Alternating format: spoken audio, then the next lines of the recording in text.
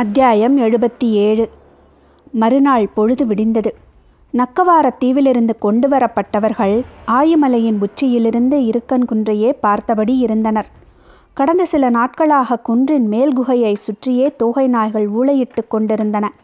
நேற்று நள்ளிரவுக்குப் பிறகு ஊளை சத்தம் சற்றே அதிகமாகியது. ஆனால் அதிகாலை தொடங்கி இப்போது வரை அந்த சத்தம் பிரிந்து காடெங்கும் பரவிக்கொண்டிருக்கிறது. தீவு மனிதர்கள் குழம்பிப் போய் இருந்தனர். செய்தி உதியஞ்சேரலுக்கு சொல்லப்பட்டவுடன் அவனும் அமைச்சன் நாகரையரும் ஆயிமலைக்கு மேலேறி வந்தனர். குழப்பத்தில் நின்றிருந்த தீவு மனிதர்களிடம் என்ன நிலைமை என்று கேட்டான் அமைச்சன். எதிரிகள் தோகை நாய்களை ஏதோ செய்துவிட்டார்கள். அவை அனைத்தும் காடுகளுக்குள் சிதறி ஓடிக்கொண்டிருக்கின்றன. அவற்றை விட கொடிய வேட்டை விலங்கு ஒன்றை ஏவி விட்டுள்ளனர். அதனால்தான் அவை இப்படி சிதறி ஓடுகின்றன. இனி அவற்றால் பலன் கிடைக்கும் என நாம் எதிர்பார்க்க முடியாது. பதில் கேட்டு உதியஞ்சேரல் உறைந்து நின்றான். அப்படியென்றால் எதிரிகள் குகைகளுக்குள் இருந்து குதிரைகளை வெளியில் கொண்டு வந்து விடுவார்களா? முழு வேகத்தோடு அவர்களின் தாக்குதல் தொடங்கிவிடுமா? தீவு மனிதர்கள் மறுமொழியின்றி நின்றனர். எகல் மாடன் பரம்புக்குள் நுழைந்து ஒரு வார காலம் ஆகிவிட்டது. நமது திட்டப்படி வலதுபுற கணவாயின் வழியாக துடும்பனின் தலைமையிலான படை வந்து சேரும் என்ற நம்பிக்கையில் போய்கொண்டிருக்கின்றான். நாகரையரின் வார்த்தை காதில் விழுந்து கொண்டிருந்தது. ஆனால் அதை கவனிக்கும் நிலைமையில் உதியஞ்சேரல் இல்லை. பரம்பின் உட்காடுகளுக்குள் தனித்து விடப்பட்ட எகல் மாடனின் படை என்னவாகப் போகிறது என்பது அவனது மனக்கண்ணில் தெரிந்து கொண்டிருந்தது. 2ஆம் நாள் மாலை நேரம் நெருங்கிய போது குளம் நோக்கி நகர்ந்து கொண்டிருந்தது சோழனின் யானைப்படை. அதன் தளபதி அரிஞ்சயன் அளவற்ற மகிழ்வில் இருந்தான். வட்டாற்றில் திரும்பியதிலிருந்து யானைகளுக்கு போதுமான நீர் கிடைக்கவில்லை. நிலைமையை எப்படி சமாளிக்கப் போகிறோம் என தெரியாமல் திணறிக் கொண்டிருந்த போதுதான் குளம் இருப்பது பற்றிய செய்தி வந்தது. அதன் பிறகு நெடுங்காடர்களின் தளபதி சிவியன் நேரில் போய் பார்த்தான். குளத்து நீரில் நஞ்சேதுமில்லை என்று உறுதிப்படுத்திய பிறகுதான் அதை நோக்கி யானைகளை செலுத்த அரிஞ்சயன் அனுமதி அளித்தான். இந்த படையெடுப்பே யானைப்படையை மையப்படுத்தியதுதான். அடற்காடுகளில் காட்டு மனிதர்களை எதிர்கொள்ள யானைப்படையை மையப்படுத்திய போர் உத்திதான் வெற்றியை தேடித்தரும்.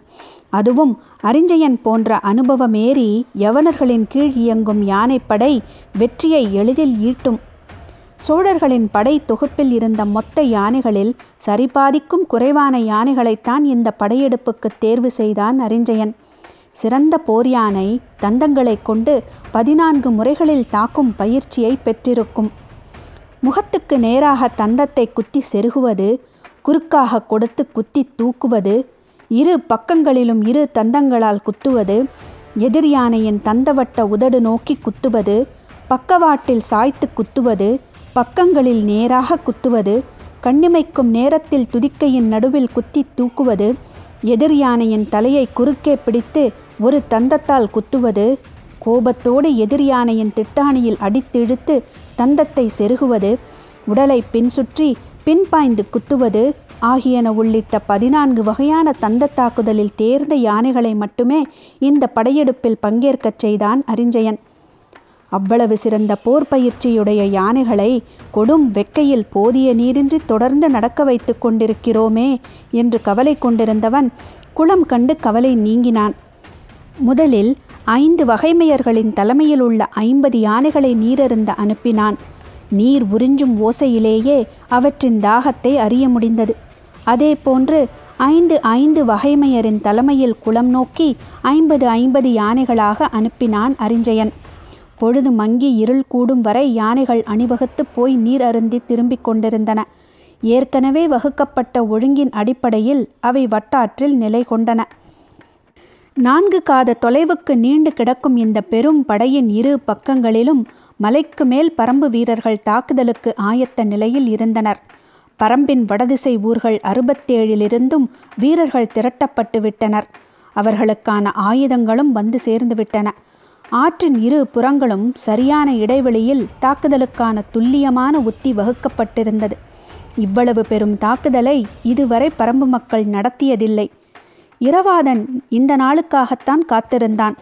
பாரியின் உத்தரவு கிடைத்த கணம் வட்டாற்றில் பெருக்கெடுக்கப் போகும் குருதி வெள்ளத்தை காண துடித்து கொண்டிருந்தான் அவன். பிட்டனின் குழப்பம் இந்த கணம் வரை நீங்கவில்லை.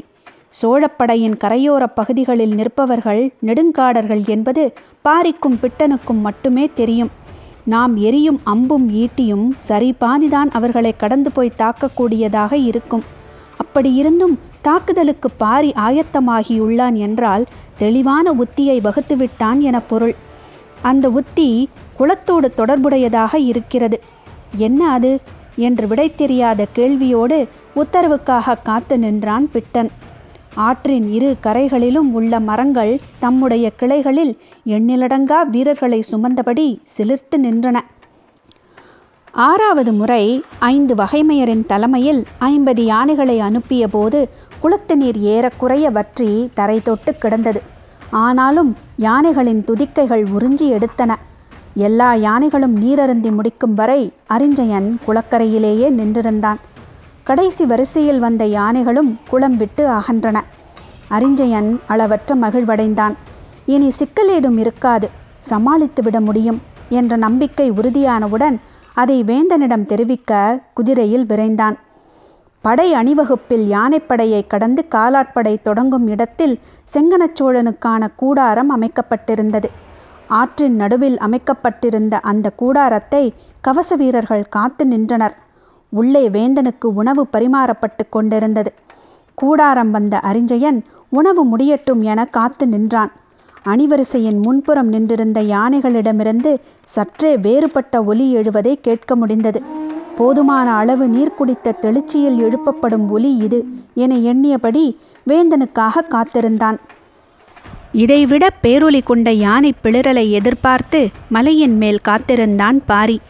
அவனை சுற்றி நின்றிருந்த 12 வீரர்களும் அவன் சொல்லப்போகும் உத்தரவை பிட்டனின் தலைமையிலான இடதுபுற படைக்கும் இரவாதனின் தலைமையிலான வலதுபுற படைக்கும் தெரிவிக்க காத்து கொண்டிருந்தனர். நிலவற்ற வானில் இருள் அப்பிக்கிடக்கும் இந்த பொழுதில் ஒலியின் மூலம் மட்டுமே ஆற்றின் எதிர் திசையில் இருக்கும் இரவாதனுக்கு மறைக்குறைப்பை கடத்த முடியும். பிட்டனும் பாரியும் ஒரே திசையில்தான் மேலும் கீழும் நிற்கின்றனர். எனவே இவர்களுக்கு ஓசையின் மூலம் மறைக்குறிப்பை கடத்திவிடலாம். எல்லா ஏற்பாடுகளும் ஆயத்த நிலையில் இருந்தன. பாரியோ வட்டாற்றில் நிறுத்தப்பட்டிருக்கும் யானைப்படையின் பிளிரல் ஓசையை எதிர்பார்த்து காத்திருந்தான். இவ்வளவு சிறந்ததொரு வாய்ப்பு கிடைக்கும் என பாரி எதிர்பார்க்கவில்லை. இன்னும் சில நாள் பயணத்துக்கு பிறகுதான் அவன் தாக்குதலுக்கு திட்டமிட்டிருந்தான். சிறுகானத்தை கடந்து உப்பரைக்கு போகும் வழி மிக குறுகிய கணவாய் அமைப்பை கொண்டது. அந்த இடம் நெடுங்காடர்களால் தடுப்பரணையோ வலைப்பின்னலையோ உருவாக்க முடியாது. முழுமையான பாறை பிளவு அது. பிளவின் மேலிருந்து தாக்குதல் தொடுத்தால் படையின் முன்புற அணியை மிக குறுகிய நேரத்தில் முழுமுற்றாக அழிக்க முடியும். எதிர்பாராத அந்த தாக்குதல் அவர்களின் கட்டுக்கோப்பை எளிதில் சிதறடிக்கலாம்.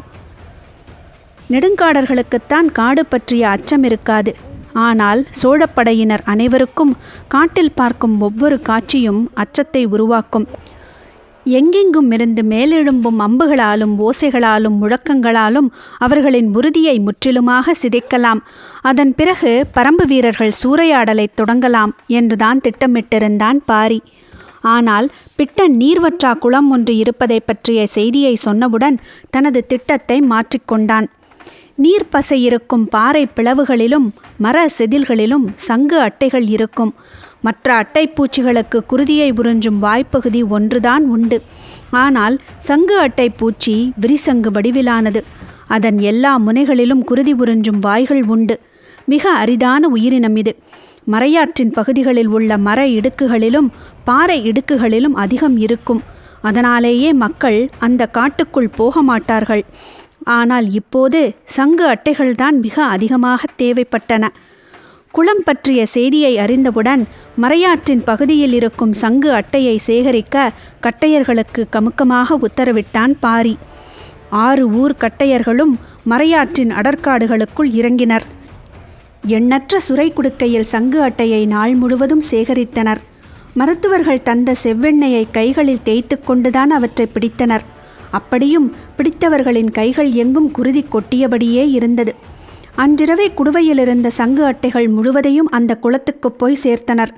குளம் முழுக்க எல்லா பகுதிகளிலும் பரவுமாறு சங்கு அட்டைகளை கொட்டிவிட்டு சுரை குடுக்கையை எடுத்து வந்து விட்டனர். சங்கு அட்டைகள் நீரின் அடிவார பாறைகளிலும் மண்ணோடும் நீர் மீது மிதக்கும் செத்தைகளிலும் அப்பிக் கிடந்தன. சோழர்களின் தூசிப்படை மருத்துவர்களும் குறுங்காடர்களும் குளத்து நீரில் நஞ்சேதும் கலக்கப்பட்டுள்ளதா என சோதித்து பார்த்துவிட்டு நஞ்சு கலக்கவில்லை, யானைகள் நீர் அருந்தலாம் என்று கூறினர். அதைத் தொடர்ந்து யானைகள் குளத்தடிக்கு வந்து நீள் துதிக்கையால் நீரை உறிஞ்சின. நீரின் மேல்புறமும் அடிவாரத்திலும் இருந்த சங்கு அட்டைகள் உறிஞ்சப்படும் நீரினூடே துதிக்கைக்குள் போய்விட்டன. முதலில் வந்து நீர் குடித்த யானைகளின் துதிக்கைக்குள் ஓரிரு அட்டைகள் உள்ளே போயின. அடுத்தடுத்து யானைகள் வந்து நீரை உறிஞ்சியதும் அடிவாரத்தில் ஒட்டி கிடந்த அட்டைகள் கணக்கில்லாத எண்ணிக்கையில் துதிக்கைகளுக்குள் போயின. உள்ளே போய் துதிக்கையின் சதைக்குள் ஒட்டிய சங்கு அட்டைகள் குருதியை உறிஞ்சத் தொடங்கிய போதுதான் விளைவு வெளிப்படத் தொடங்கியது. கூடாரத்துக்குள் உணவு உண்டு முடித்த செங்கனச் சோழனிடம், யானைகள் அனைத்தும் நன்றாக நீரருந்திவிட்டன, இனி நமக்கு கவலை வேண்டாம் என்று அரிஞ்சயன் சொல்லிக் கொண்டிருந்த போது யானைகளின் பிளிரல் தொடங்கியது. ஒன்று மாற்றி ஒன்றாக இருளின் திசைக்குள்ளிருந்து பிளிரல் ஓசை மேலேறி வந்தது. அரிஞ்சயன் கூடாரத்துக்குள்ளிருந்து வேகமாக வெளியில் வந்தான். ஒவ்வொரு சங்கு அட்டைக்கும் 6 முனைகளில் 6 வாய்ப்பகுதிகள் உண்டு. 6ம் ஒரு சேர குருதியை உறிஞ்சும் போது அந்த இடத்தில் சதையே பீத்து கொண்டு வருவது போல் இருந்தது. அதுவும் துதிக்கைக்குள் இந்த குடைச்சல் தொடங்கியதும் யானைகள் தலையை மறுத்து மறுத்து ஆட்டி துதிக்கையை இங்கும் அங்குமாக வீசிச் சுழற்றின. சிறு சிறு சலசலப்புகள் யானைப்படைக்குள் உருவாகத் தொடங்கிய போது பாகன்கள் எல்லோரும் யானைகளை அமைதிப்படுத்தி நின்ற நிலையிலிருந்து உட்காரும் நிலைக்கு அமர்த்தி வைக்க முயன்றனர். அப்போதுதான் இடது முனையில் இருந்த யானை ஒன்று பெரும் பிளிரலோடு துதிக்கையை தூக்கி 2 பக்கங்களிலும் அடித்தது. பக்கத்தில் இருந்த யானைகள் மிரண்டு விலகின. உடனே அந்த பாகன் அதன் அருகே சென்று அதை அடக்க முற்பட்ட போது சற்றும் எதிர்பாராமல் சுழற்றி வீசப்பட்டான். யானைகளுக்கு என்ன நடக்கிறது என்ற கவனம் சில கணம்தான் இருந்தது. அதற்குள் பிளிரலின் ஓசை அங்குமிங்குமாக பல இடங்களிலிருந்து மேலெழுந்தது. யாருக்கும் எதுவும் புரியவில்லை. பாகன்கள் எல்லோரும் யானைகளின் மீதேறி அவற்றை கட்டுப்படுத்த முயன்று கொண்டிருந்தனர். அங்குசத்தால் அடித்தும் தலையில் ஊன்றி குத்தியும் மத்தகத்தில் வைத்து இழுத்தும் நிலைமையை கட்டுக்குள் கொண்டு வர முயன்றனர். ஆனால் அவையெல்லாம் சிறிது நேரம்தான் நடந்தன. வேந்தனின் கூடாரத்திலிருந்து படையின் முன்வரிசை நோக்கி குதிரையில் விரைந்து கொண்டிருந்தான் அரிஞ்சயன். ஏதோ ஒரு யானைக்கு மதம் பிடித்து விட்டது என்றுதான் அவன் நினைத்தான்.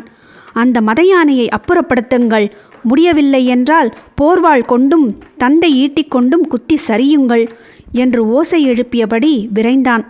கண்ணிமைக்கும் நேரத்தில் இருளுக்குள்ளிருந்து வீசப்பட்ட பாகன் ஒருவன் அரிஞ்சயனின் குதிரை மீது வந்து விழுந்த வேகத்தில் அடியோடு சரிந்தான் அரிஞ்சயன். யானைகள் உள்மூக்கில் ஏற்படும் அரிப்பும் எரிச்சலும் தாழ முடியாமல் துதிக்கையை முன்னும் பின்னுமாக வெறிகுண்டு வீசி தாக்கத் தொடங்கிய கணத்தில் கட்டுக்கோப்புகள் எல்லாம் தலைகீழாக மாறிவிட்டன. நிலைமையின் விபரீதத்தை உணரும் முன்பே நூற்றுக்கணக்கான யானை பாகன்கள் அடித்து மிதித்து நசுக்கப்பட்டு கொண்டிருந்தனர். வீரமுண்ட வாத்தியமும் பேரிகையும் முழங்கி நிலைமையை கட்டுப்படுத்த படைக்காவலர்கள் சிலர் முயன்றனர். ஆனால் யானைகளின் பிளறலுக்கு நடுவே இந்த கருவிகளின் ஓசையேதும் மேலேறவில்லை. கீழே விழுந்த அரிஞ்சயன் எழுந்தபோது முன்புறப்படையின் கட்டுக்கோப்பு மொத்தமும் சிதைந்திருந்தது. என்ன நடந்தது என்பதை சிந்திக்க கணநேரம் கூட யாருக்கும் இல்லை. 3 தளகர்த்தர்களின் உத்தரவின் கீழிருக்கும் 300 யானைகளை கொண்ட இந்த படையில் ஒரே நேரத்தில் 30 யானைகள் கட்டுப்பாட்டை இழந்தாலே மொத்த படையும் சிதறிப் போய்விடும். ஆனால் இப்போதோ எல்லா யானைகளும் கட்டுப்பாட்டை இழந்துவிட்டன. துதிக்கையை தூக்கி வீசி அடித்து தாக்கும் அதன் வேகத்தில்தான் வேறுபாடு இருந்தது. சங்கு அட்டைகள் 1 2 யானைகள் சிலவற்றின் துதிக்கைக்குள் ஏறி அடிப்பகுதிக்கு போகாமல் முன்பகுதியிலேயே இருந்தன. அந்த யானைகள் மட்டுமே சற்று கட்டுக்கோப்புடன் நடந்து கொள்ள முயன்றன. மற்ற யானைகள் என்ன செய்து கொண்டிருக்கின்றன என்பது யாருக்கும் புரியவில்லை. காடே அதிர்வது போலிருந்த பிளிரல் ஓசையால் பின்புறம் நின்றிருந்த காலாட்படை வீரர்கள் நடுங்கினர்.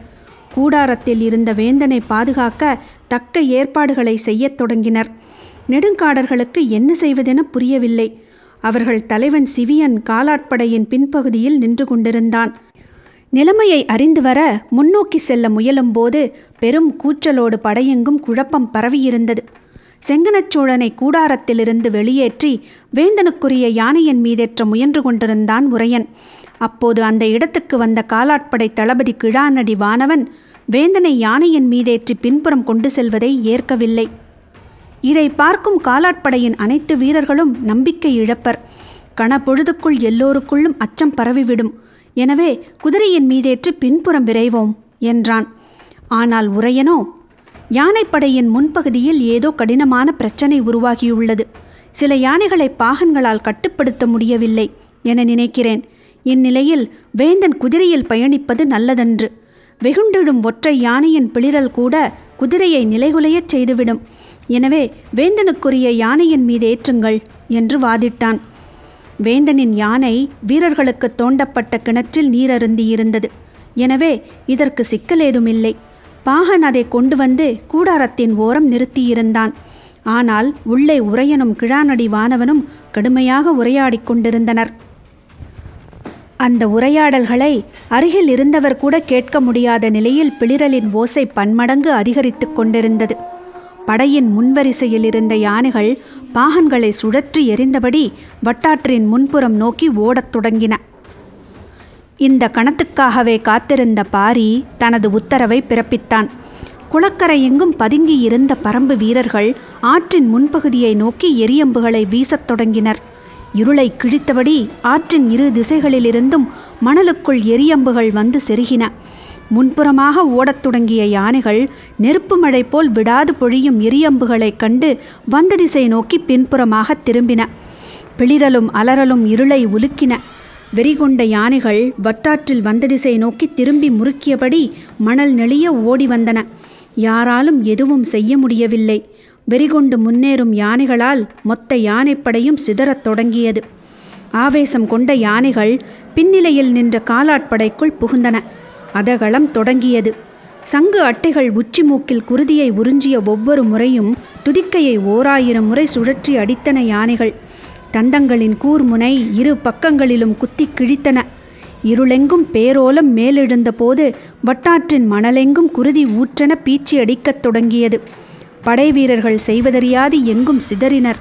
குடிநீருக்காக தோண்டப்பட்ட எண்ணற்ற கிணறுகளில் நூற்றுக்கணக்கானவர்களை மிதித்து புதைத்தபடி யானைகள் முன்னேறி கொண்டிருந்தன. படையின் கட்டுக்கோப்பு குலையும் கணத்தில் பேரழிவு தொடங்கும். ஆனால் இங்கு தொடங்கிய கணத்திலேயே பேரழிவு முடிவுறும் நிலையை நெருங்கியது. யானைப்படை தளபதி அரிஞ்சயன் ஆற்று மணலுக்குள் ஆழ புதைந்து கொண்டிருந்தான். மணல் துகள்களைப் போல எலும்புகள் நொறுங்கிக் கொண்டிருந்தன. இடைவெளியின்றி மிதித்து நகர்ந்தன எண்ணில்லா யானைகள். தலைமை தளபதி உரையன் ஏதாவது செய்து காலாட்படையின் ஒரு பகுதி வீரர்களையாவது காக்க முடியுமா என சிந்திக்கும் போது எல்லாம் கைமீறிப் போயிருந்தன. படை வீரர்களோ யானைகளோ ஆற்றின் கரைகளில் எங்கெல்லாம் மேலேறுகிறார்களோ அங்கெல்லாம் எரியம்புகள் பாய்ந்து கீழிறங்கின. நெருப்பின் பொறிப்பட்ட கணத்தில் கரையோர செடிகொடிகள் பற்றி எரிந்தன. மேலேறிய யானைகள் வெக்கை தாக்கிய வேகத்தில் பிளிறியபடி சிக்கியவர்களை எல்லாம் அடித்து நசுக்கிக் கொண்டு மீண்டும் ஆற்றுக்குள் ஓடின. பற்றிய நெருப்பு காட்டுக்குள் பரவாமல் இருக்க தகுந்த முன்னெச்சரிக்கையோடு பரம்பு வீரர்கள் செயல்பட்டு கொண்டிருந்தனர். அவர்கள் ஒற்றை அம்பை கூட சோழப்படையின் வீரர்களை நோக்கி எய்யவில்லை. பிளிறியபடி மேலேறும் யானைப்படையை ஆற்றை நோக்கி கீழிறக்கும் வேலையை மட்டுமே அவர்கள் செய்தனர். எந்த ஆற்றை பாழிநகருக்கான வழியாக செங்கனச்சோழன் தீர்மானித்து முன்னகர்ந்தானோ அதே ஆற்றை மரணத்தின் பெரும் பாதையாக மாற்றினான் பாரி. எதிரிகள் நிலை கொண்டிருந்த 4 காத தொலைவுக்கும் மலைக்கு மேல் தகுந்த இடைவெளியில் பரம்பு வீரர்கள் நிலை கொண்டிருந்ததால் எல்லாவற்றையும் துல்லியமாக செயல்படுத்தினர். இருளை நகர்த்திச் செல்வதைப் போல வெறிகொண்ட யானை கூட்டத்தை கரையோடு கரையாக நகர்த்தி கொண்டிருந்தனர். வட்டாரெங்கும் பல்லாயிரக்கணக்கான வீரர்களை நசுக்கியபடி யானைகள் ஓடிக்கொண்டிருந்த அந்த நள்ளிரவின் பிற்பகுதியில் அழிவின் உச்சகட்டம் தொடங்கியது. முதல்நிலை படையினர் தாக்குதலுக்கு ஆளாகிவிட்டனர் என்ற செய்தி ஒரு நாள் இடைவெளியில் வந்து கொண்டிருந்த 2ஆம் நிலை படையின் தளபதிகளுக்கு எட்டியது. நெடுங்காடர்களின் தளபதி துணங்கன் துடித்தெழுந்தான். யானைப்படையின் தளபதி கச்சனும் காலாட்படையின் தளபதி ஆழிமார்பனும் வெகுண்டனர். தாக்கப்பட்டவர்களுக்கு உதவ உடனடியாக புறப்பட்டனர். இரவோடு இரவாக யானைகளை எவ்வளவு வேகமாக விரட்ட முடியுமோ அவ்வளவு வேகமாக விரட்டிச் சென்றனர். அவர்களைத் தொடர்ந்து காலாட்படையினரும் விரைந்து வந்தனர். போர் என்பது கட்டுக்கோப்பான தாக்குதல். அதன் வெற்றி தாக்கும் திறனில் மட்டுமன்று, அதன் ஒழுங்கமைப்பின் வடிவிலும் இருக்கிறது. வேந்தனின் படைகள் இந்த கருத்துக்கு நன்கு பழக்கப்படுத்தப்பட்டவை. ஆனால் அடற்காட்டுக்குள் முன்னிலைப்படை தாக்கப்பட்ட செய்தி தெரிந்த பிறகு விரைந்து சென்று சேருவதுதான் முதல் வேலை. அதில் எவ்வளவு வேகத்தில் விரைய முடியுமோ அவ்வளவு வேகத்தில் விரைவதே முக்கியம் என உணர்ந்து ஆழிமார்பனும் கச்சனும் விரைந்து கொண்டிருந்தனர். துணங்கனோ நெடுங்காடர்களை திரட்டி யானைகளை முந்திக்கொண்டு ஓடினான். பின்னிரவு சரிந்து கீழ்வானில் மெல்லிய ஒளிக்கீற்றுகள் மேலிடத் தொடங்கிய போது வட்டாறு இதுவரை சந்தித்திராத பேரழிவை சந்திக்க ஆயத்தமானது. 2ஆம் நிலையில் இருந்த யானைப்படை கச்சனின் தலைமையில் விரைந்து முன்னேறி கொண்டிருந்த போது யாரும் எதிர்பார்க்காத வகையில் எதிர் திசையிலிருந்து பிளிரிக்கொண்டு வந்தது முதல் நிலை யானைப்படை. எந்த யானையின் மீதும் பாகன் யாரும் இல்லை. வந்து கொண்டிருப்பது நமது படைதானா என்பதை கூட இருளுக்குள் தெளிவாக பார்க்க முடியவில்லை. தந்தத்தின் உள் மூக்குக்குள் துருவிக்கொண்டிருக்கும் குடைச்சல் தாங்க முடியாமல் துதிக்கையை சுருட்டி திருகி முறுக்கி வீசியபடி பிளிரிக்கொண்டு வந்த யானைகளை எதிர்நிலையில் சந்தித்தது கச்சனின் யானைப்படை. ஒரு யானையின் குருதி பல 100 வீரர்களின் குருதிக்குச் சமம். தந்தங்களை கொண்டு 14 விதங்களில் தாக்குவதற்கு பயின்றிருந்த யானைகள் இருள் முடியும் கணத்தில் ஒன்றோடொன்று நேர்கொண்டு மோதின. இதுவரை யாரும் கேள்விப்பட்டிராத பேரழிவு நிகழத் தொடங்கியது. உச்சி மண்டைக்குள் குருதியை உறிஞ்சிக் குடிக்கும் சங்கு அட்டைகளால் ஏற்படும் வேதனை தாங்காமல் துதிக்கை கொண்டு தமது தலையின் கும்பங்களையே நொறுக்குவது போல் அடிக்கும் யானைகள் எதிரில் சிக்கும் யானைகளை விட்டுவிடவா செய்யும்? சுழற்றி அடித்து தந்தத்தால் குத்தி தூக்கின. மணிக்கட்டிலும் மார்பிலும் கமுக்கட்டையிலும் விலாப்புற மடிப்பிலும் வயிற்றிலும் குத்தித் தள்ளப்பட்ட எண்ணிலடங்கா யானைகள் எழுப்பிய ஓலம் காட்டையே உறையச் செய்தது. வட்டாற்று கொதிமணல் குடித்து முடியாத கருங்குருதி விழுந்து கிடந்த யானைகளுக்கு நடுவில் வீரர்களின் உடலை இழுத்து நகர்த்தியது. குருதி குடித்த வட்டாற்று மணல் பரப்பு மணிக்கற்களைப் போல ஒளி வீசியது. தோகை நாய்களை அழித்த பரம்பு வீரர்கள் காட்டை ஊடறுத்து குறுக்கு வழியில் குதிரைகளில் பறந்தனர். எகல் மாடன் தலைமையில் நடுக்காட்டுக்குள் ஊர்ந்து கொண்டிருந்த சேரப்படையை இரவில் 4 புறமும் சூழ்ந்தனர். உள்ளங்கைக்குள் சிக்கிய இரையை அவர்களின் ஆசைக்கேற்ப அடித்திழுக்கும் வேட்டை தொடங்கியது. பரம்பு வீரன் ஒவ்வொருவனும் எண்ணற்ற தோகை நாய்களாக உருமாறியிருந்தான். எந்த ஒரு தாக்குதலையும் இவ்வளவு கொடும் ஆவேசத்தோடு பரம்பு வீரர்கள் தொடங்கியதில்லை.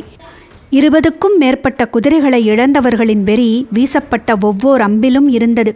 உள்ளங்கைக்குள் வைத்து கழுத்தை திருகி எடுப்பதைப் போல எதிரிகளின் படையை உயிரோடு திருகி எடுத்தனர்.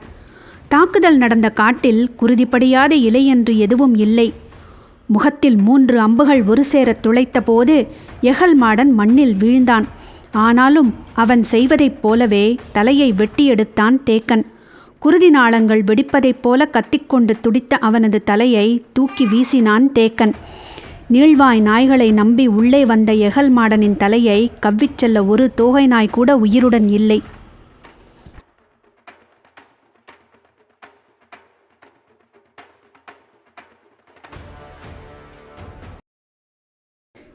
நண்பர்களே, இதோட 3வது பாகமான சோமபானம் முடிவடையுது.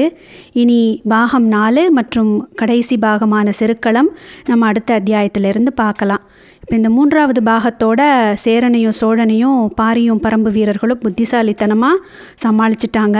இனி பாண்டியன் வர்றது தான் பாக்கி. அநேகமாக பாண்டியனோட தோல்வியை சந்தித்த சேரனும் சோழனும் சேர்ந்து ஒரு பெரும் தாக்குதலாக இருக்கும்னு நினைக்கிறேன். என்ன நடக்குதுன்னு பார்க்கலாம். இணைஞ்சிருங்க நண்பர்களே. எனக்கு சப்போர்ட் பண்ணுற எல்லாருக்குமே என்னுடைய மனமார்ந்த நன்றிகள்.